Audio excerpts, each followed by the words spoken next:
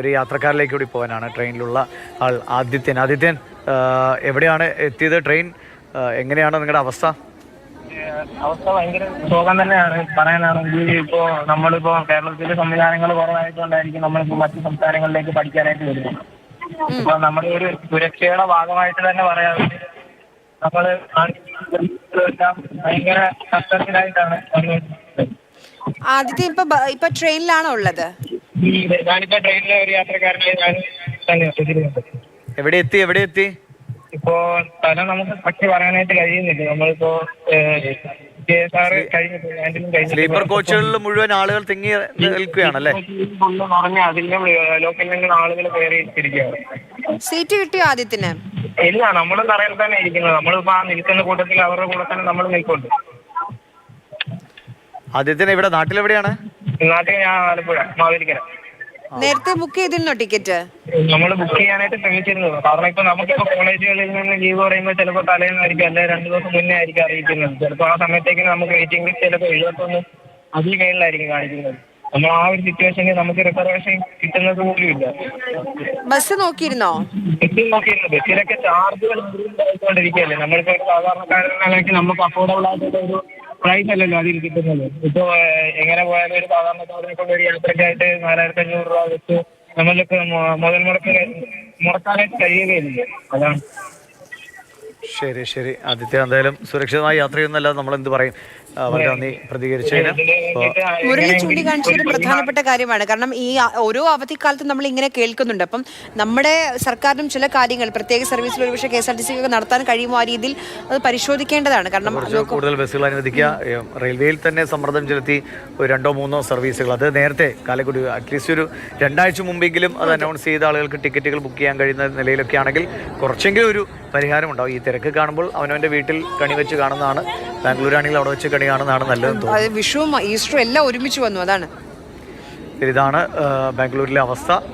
യാത്രക്കാരുടെയൊക്കെ പ്രതികരണങ്ങളാണ് നമ്മൾ തേടിയത്. ദുരിത യാത്ര എന്ന് പറയുന്നതിൽ യാതൊരു വ്യത്യാസവുമില്ലാത്ത അവസ്ഥയാണ്. ഓരോ ട്രെയിനും ആകെ ഒരു ട്രെയിൻ മാത്രമാണ് അഡീഷണൽ അനുവദിച്ചിട്ടുള്ളൂ. അതും കഴിഞ്ഞ ദിവസമാണ് അങ്ങനെ ഒരു ട്രെയിൻ അനൗൺസ് ചെയ്യുന്നത്. അത് എല്ലാ തവണയും ഒരു ട്രെയിൻ മാത്രമേ അനുവദിക്കാറുള്ളൂ എന്നുള്ളതുമാണ്. KB ശ്രീധരൻ തുടരുന്നുണ്ട്. ശ്രീധരന്റെ നാട്ടിൽ വരാൻ പറ്റുമോ? ഞാൻ ഒരുപാട് ടിക്കറ്റ് ഒക്കെ ട്രൈ ചെയ്തിരുന്നു, സ്വാഭാവികമായിട്ട് അത് ലഭിച്ചില്ല. ഏതായാലും ഞാനിത്തവണ വിഷു ബാംഗ്ലൂർ തന്നെ ആഘോഷിക്കാൻ, അല്ലെങ്കിൽ ബാംഗ്ലൂർ തന്നെ തുടരാൻ തീരുമാനിച്ചിരിക്കുകയാണ്. നമുക്ക് ഏതായാലും നാട്ടിൽ വരണം, വിഷുവിന് നാട്ടിൽ വരണം എന്നുള്ള ഏതൊരു മലയാളിയുടെ ആഗ്രഹമാണ്.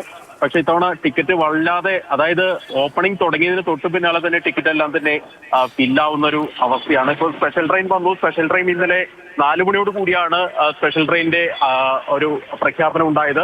5 മണി കഴിഞ്ഞപ്പോഴേക്ക് ട്രെയിൻ എല്ലാം തന്നെ ഫുള്ളാവുന്നു. അല്ലെങ്കിൽ മറ്റ് പറഞ്ഞ പോലെ ബസ് പിടിക്കൽ തന്നെ KSRTC കേരള ആവട്ടെ കർണാടക ആവട്ടെ സ്പെഷ്യൽ ബസ്സുകളാണ് ഇരിക്കുന്നത്. അതിനെല്ലാം തന്നെ വലിയ ചാർജ് കൊടുക്കണം. 2 പേര് അല്ലെങ്കിൽ 4 പേരാണ് കുടുംബം പോയി വരുമ്പോഴേക്കും വലിയ തുക അതിനായിട്ട് ചിലവഴിക്കേണ്ടി വരും. അതുകൊണ്ട് തന്നെ ഇപ്പൊ വിഷു മാത്രമല്ല, അടുത്ത ആഴ്ച ഈസ്റ്റർ ആയി. വ്യാഴാഴ്ചയൊക്കെ ബസ്സിന്റെ ടിക്കറ്റ് നോക്കുമ്പോൾ, പെസഹ വ്യാഴ ദിനത്തിന് ടിക്കറ്റ് നോക്കുമ്പോൾ 5000-ന് മുകളിൽ, അതായത് 3500 തൊട്ടേ ടിക്കറ്റ് കാണിക്കുന്നുള്ളൂ. സ്വകാര്യ ബസ്സുകളുടെ അവസ്ഥയാണ് പറയുന്നത്. ഈ KSRTC പോലുള്ള സർവീസുകളിലും കൂടുതൽ നിരക്ക്, പ്രത്യേക സ്പെഷ്യൽ ബസ് എന്ന പേരിൽ ഓമന പേരിട്ട് വിളിക്കുന്ന ആ സർവീസുകളിലും പ്രത്യേക നിരക്ക് തന്നെയാണുള്ളത്. ഏതായാലും ഏത് മറുനാടൻ മലയാളികളാവട്ടെ, ഇതിപ്പോ ബാംഗ്ലൂരെ മാത്രം കാര്യമല്ല, ചെന്നൈയിലാവട്ടെ ഇത് തന്നെയാണ് അവസ്ഥ. ചെന്നൈയിൽ നിന്ന് കുറച്ചുകൂടി ട്രെയിൻ ഉണ്ട് എന്നത് മാത്രമാണ് ആശ്വാസം. പക്ഷേ ഈ സമയം വരുമ്പോൾ അതൊന്നും മതിയാകാതെ വരുന്നു. നമ്മളെല്ലാം തന്നെ നാട്ടിൽ നമ്മുടെ ഉറ്റവരുടെ അടുത്ത് ഈ ആഘോഷങ്ങൾ അവരുടെ ഒപ്പം വേണമെന്ന് ആഗ്രഹിക്കുന്ന മനുഷ്യരാണ്. അങ്ങനെയുള്ള മനുഷ്യരെയാണ് ഇങ്ങനെ ഒരു നരകയാത്രയിലൂടെ നാട്ടിലേക്ക് എത്തേണ്ടി വരിക. ഇനി ഇതിന്റെ അപ്പുറമായിരിക്കും തിരിച്ച്, അതായത് തിങ്കളാഴ്ച വൈകിട്ട് വിഷു ആഘോഷിച്ച് തിരികെ വരുന്ന ആളുകളുടെ അവസ്ഥ ഇതിലും അപ്പുറമായിരിക്കും. അന്നും ഇത് തന്നെ.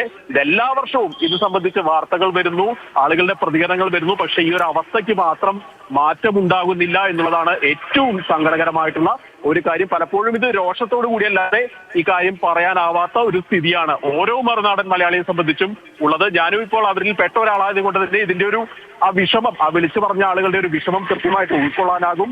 ഏതായാലും ഈ വാർത്ത കാണുന്ന അധികൃതർ ഇനി വരുന്ന ദിവസങ്ങളിലെങ്കിലും, പ്രത്യേകിച്ച് ഈ പെസഹ വ്യാഴം ദിനങ്ങളിലെങ്കിലും ഇതിനൊരു പ്രത്യേക ട്രെയിൻ കൂടുതൽ, അല്ലെങ്കിൽ ഉള്ള ട്രെയിനുകളിൽ കൂടുതൽ കോച്ചുകൾ അനുവദിക്കാനുള്ള നടപടിയെങ്കിലും ഉണ്ടാകുമെന്നുള്ളൊരു പ്രതീക്ഷ മാത്രമേ നമുക്ക് മുന്നോട്ട് വെക്കാനാവൂ.